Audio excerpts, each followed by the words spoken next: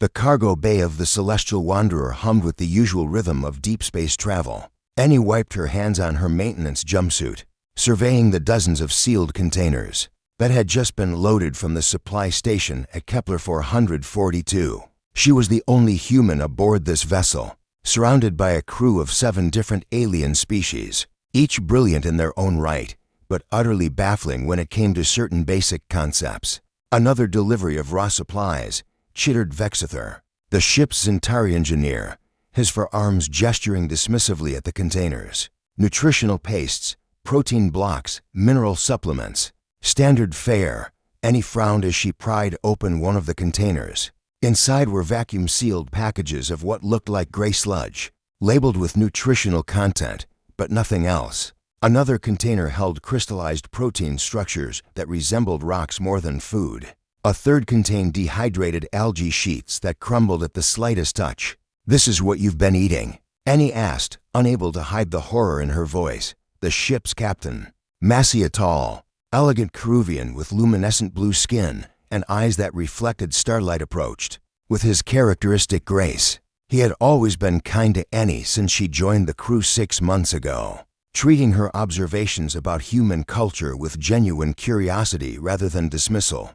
"Is there a problem with the supplies, Annie?" Massey asked, his melodic voice carrying concern.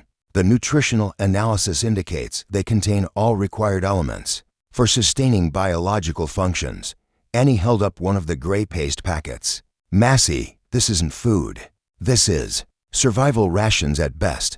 You're telling me that in all your travels across the galaxy, none of your species have discovered cooking?" The word hung in the air. Cooking. The crew members nearby stopped their tasks, turning their various sensory organs toward Annie. "Cooking?" Massey repeated, testing the unfamiliar word. "I do not understand this term. The supplies are already processed for consumption. What further action would be required?" Annie's mind reeled. These beings had mastered faster-than-light travel, quantum communication, and gravitational manipulation, yet they consumed raw, unprocessed nutrients like they were refueling machines, rather than living creatures with the capacity for pleasure and taste.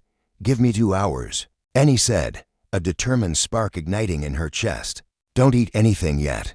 I'm going to show you what humans do with raw supplies." Massey exchanged glances with Vexithor and the other crew members. His translator Chip conveyed amusement mixed with skepticism, but he nodded.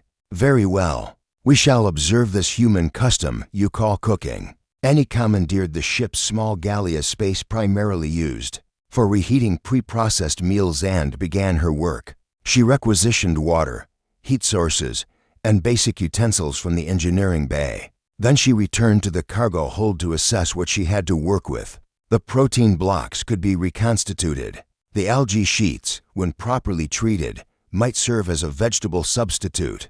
She found containers of grain-like seeds from the agricultural worlds, oils from plant matter, and even some crystallized minerals that, when dissolved, created something resembling salt. As Annie worked, the crew gathered outside the galley, drawn by unfamiliar aromas that began permeating the ship's recycled air. Massey stood at the front, his blue skin shimmering with what Annie had learned to recognize as curiosity. The first scent to emerge was bread, or Annie's approximation of it using alien grains, water, and a fermentation agent she'd synthesized. The dough rose in the improvised oven, filling the corridor with a warm, yeasty fragrance that made several crew members' sensory organs twitch involuntarily. Next came the protein. Annie had rehydrated the blocks, seasoned them with dissolved minerals and plant oils, and subjected them to high heat until they developed a golden brown crust. The Maillard reaction, that beautiful chemical transformation that humans had been exploiting for thousands of years, worked its magic even on alien proteins. She sautéed the reconstituted algae with oils and aromatics she'd found in the botanical samples, transforming them from brittle green sheets into something tender and flavorful. She created a sauce by reducing certain fruit extracts with acids and fats, achieving a glossy consistency that caught the light. 2 hours later, Annie emerged from the galley carrying plates, actual plates, not feeding pouches arranged with what could only be described as a meal. Each plate held a portion of the gold-encrusted protein, the sautéed greens, a slice of warm bread, and a drizzle of the reduction sauce. This, Annie announced, is cooking. This is food. Massey accepted the first plate, staring at it with an expression that transcended his alien features. The arrangement alone was foreign to him, colors and textures deliberately combined, steam rising from the warm components, the entire presentation suggesting care and intention rather than mere nutritional delivery. How do we consume this? Massey asked. Annie demonstrated, cutting a piece of the protein and taking a bite. Slowly, pay attention to the flavors, the textures, the temperature. Food isn't just fuel, it's an experience. Massey mimicked her actions, bringing a portion to his mouth. The moment the food touched his tongue, his eyes widened. His luminescent skin flickered through a spectrum of colors. Annie had never seen before a response as biology reserved for moments of profound significance. Around him, other crew members tasted their portions. Vexither's mandibles trembled. The Zentari engineer made a sound that Annie's translator couldn't process. Though the emotional content was unmistakable, wonder, Massey struggled for words, his usual eloquence failing him. I have existed for 47 standard cycles. I have consumed nutritional supplements every single day. Never have I experienced anything like this. The compounds interact, Annie explained. Heat transforms them chemically. Combinations create new flavors. Texture matters. Temperature matters. Humans learned millennia ago that how you prepare food is just as important as the nutrients it contains. Vexither waved an arm dramatically.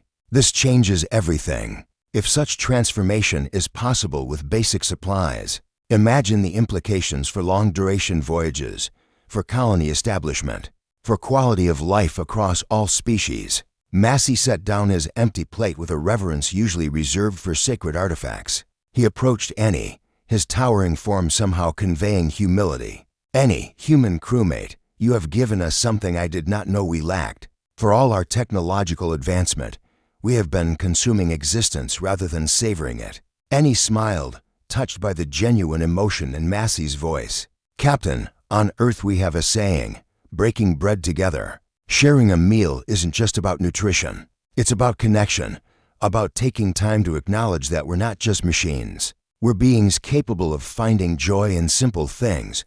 Over the following weeks, Annie taught the crew the basics of cooking. Massey proved an eager student, his precise nature translating well to following recipes and experimenting with flavor combinations. The galley, once a forgotten corner of the ship, became a gathering place. Crew members who had previously eaten in isolation began sharing meals, talking, bonding over the strange human ritual of dinner. The Celestial Wanderer became known across the trading routes as the ship where something remarkable had happened. Word spread of the human who had introduced cooking to species who had never conceived of it. Delegates from various worlds requested Annie's presence, eager to learn this transformative practice. But for Annie, the greatest reward was simpler. It was watching Massey's face light up when he successfully prepared his first meal independently. It was hearing the crew's laughter during their evening dinners. It was the knowledge that she had given them something profoundly human, the understanding that sustenance and joy need not be separate things. They couldn't eat the raw supplies the way they once had, not anymore, because now they knew what food could be. And that knowledge, like all the best recipes, was meant to be shared.